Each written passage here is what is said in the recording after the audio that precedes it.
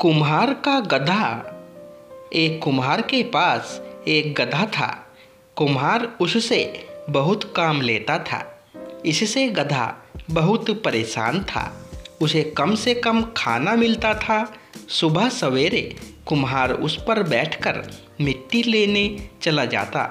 एक जगह मिट्टी खोदकर उस पर लाद देता था और वह घर के लिए चल पड़ता था। कुछ दिन बाद बरसात शुरू हो गई। कुम्हार ने अपनी पत्नी से कहा, बरसात शुरू हो गई है, न तो अब मिट्टी मिलेगी न अब बर्तन सूखेंगे। अब इस गधे का क्या करें? 4 महीने तक इसे खाना खिलाना मेरे बस की बात नहीं। कुम्हार की पत्नी ने कहा, आप चिंता क्यों करते हो? आप गांव के बाजार में जाकर खड़े हो जाओ। बाजार में व्यापारी आते हैं। उन्हें सामान ढोने के लिए खच्चर की ज़रूरत होती है। आप इसे ले जाकर उससे बोझा उठवाइए।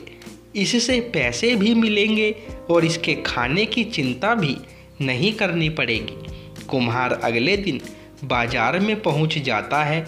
वहां से वह बोझा तय करके गधे पर रख देता है। खाली समय में गधा अन्य गधों के साथ खड़ा रहता था।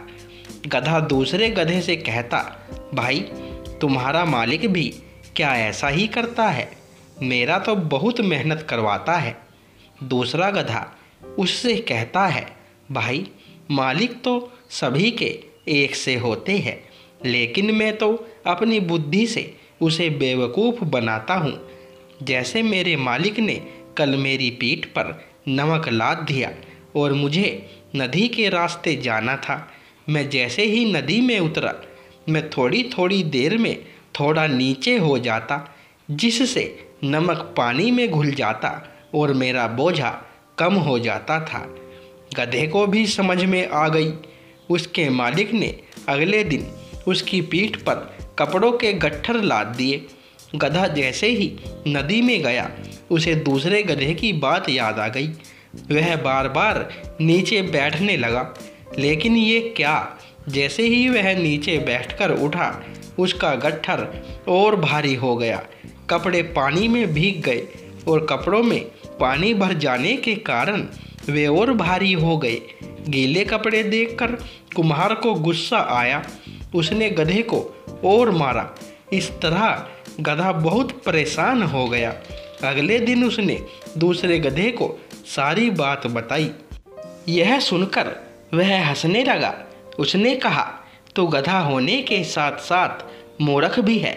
यह सुनकर गधे को बहुत बुरा लगा। उसने सोचा, इसकी बातों में आकर पिटाई भी हुई और ज़्यादा बोझ भी उठाना पड़ा। इससे तो अच्छा ईमानदारी से काम करना ही ठीक है। कहानी से सीख। मित्रों, इससे हमें यह शिक्षा मिलती है कि अपना काम ईमानदारी से करना चाहिए, मेहनत से घबराना नहीं चाहिए और दूसरों की सीख आंख बंद करके नहीं माननी चाहिए। तो दोस्तों, कहानी पसंद आई हो तो वीडियो को लाइक करें, शेयर करें और चैनल पर पहली बार आए हो तो चैनल को सब्सक्राइब करें। धन्यवाद दोस्तों।